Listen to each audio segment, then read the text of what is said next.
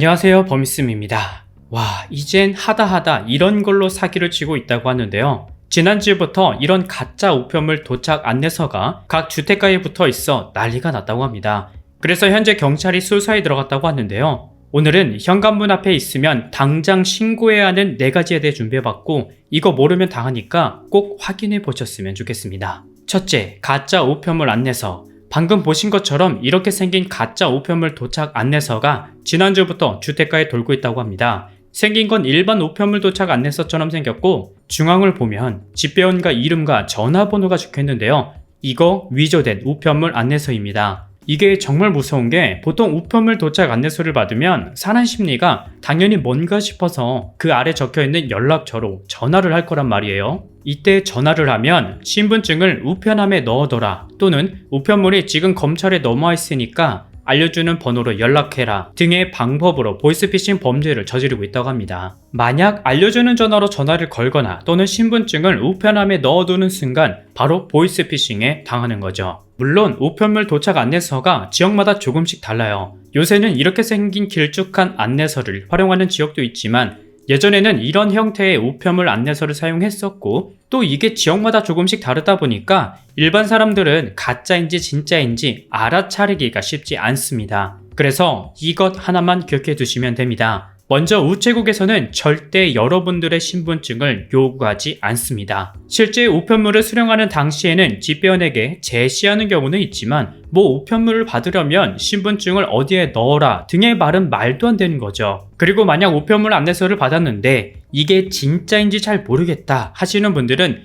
114 콜센터에 전화하셔서 집 근처 우체국과 연결해달라고 하시거나, 또는 직접 우체국에 전화하셔서 확실히 물어보는 게 제일 중요하다고 합니다. 둘째, 위험한 택배 상자. 혹시 여러분들 중 이런 택배 받아보신 적 있으신가요? 분명 우리 집 주소는 맞는데 전혀 모르는 이름이 적혀 있다거나, 또는 뭘 주문했는지 생각나지 않는 낯선 택배를 한 번이라도 받아보신 분들이라면 정말 조심하셔야 됩니다. 가끔 주소지가 잘못 적혀 있어서 여러분들에게 낯선 택배가 도착하는 경우도 있지만, 최근 이 부분을 노리는 범죄가 급증하고 있다고 하는데요. 최근 A씨에게 모르는 택배가 도착했다고 해요. 물론 처음에는 오배송인 줄 알고 그냥 뒀지만, 반복적으로 오는 택배 상자가 찜찜하기도 하고 궁금한 마음에 내용물을 확인해 보려고도 했지만, 타인의 택배를 함부로 뜯어볼 경우 비밀 침해죄로 처벌을 받을 수 있어서 결국 경찰서에 신고했다고 합니다. 근데 알고 봤더니 보이스피싱범들이 택배 오배송을 이용해 자신에게 연락하도록 유도한 사기 수법이었다고 하는데요. 만약 A씨가 택배를 돌려주기 위해 전화를 했다면 수령인의 성별과 이름, 주소 등 개인정보들이 그대로 유출될 수 있었다고 합니다. 이렇게 얻은 개인정보로 스토킹, 성범죄, 절도 등의 다양한 범죄에 악용될 수도 있었다고 해요. 주로 혼자 사는 20, 30대를 겨냥해서 노린다고 하는데요. 더 무서운 점은 최근 마약 운반이 이런 방식으로 이용된다고 하는데, 마약을 주문한 뒤 직접 받지 않고 제3자의 주소로 보내고 이후 택배가 잘못 왔다는 연락을 받으면 찾아가는 방식으로 마약을 수거해 간다고 합니다.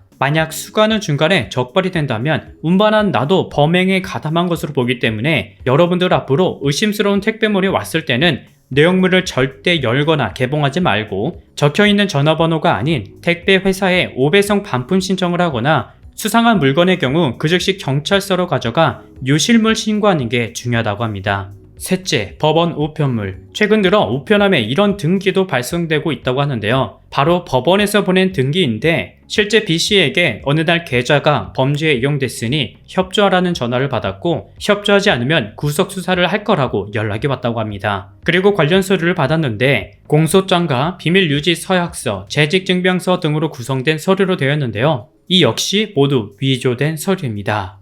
와, 정말 감쪽같이 만들었죠? 역시 일반 사람들이 이런 서류를 받으면 솔직히 뭐가 뭔지 잘 모르기 때문에 이런 서류를 보내고 당사자들이 직접 전화를 하도록 유인하는 경우도 있다고 합니다. 솔직히 이렇게 사건에 연루되어 있다는 문서까지 받으면 과연 끝까지 믿지 않고 의심할 수 있는 사람이 몇 명이나 될까요?